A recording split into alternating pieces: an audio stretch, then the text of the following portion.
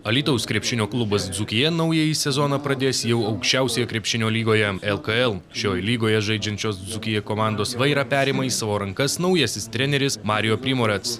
Paklausius naujojo trenerio, kokia komanda Dzūkija bus, daugiau lietuviška ar iš užsieniečių sudaryta ekipa, Mario Primorec teigė, kad klubas turi remtis vietos šalies žaidėjais.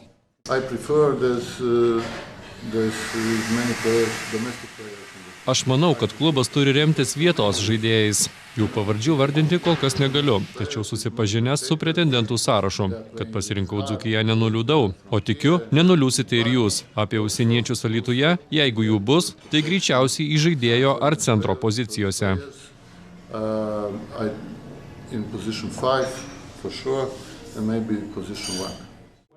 Trenerio teigimu, 1 metų kontraktas neturi įtakos tam, kam atvyko į čia. Svarbiausia atlikti gerai darbą.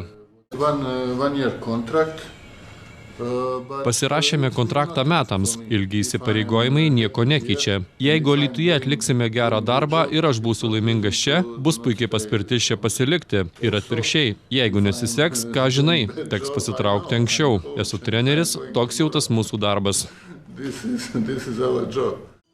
Jau rugsėjo 1 dieną Alytaus krepšinio klubas Dzūkija pradės ruoštis naujam sezonui.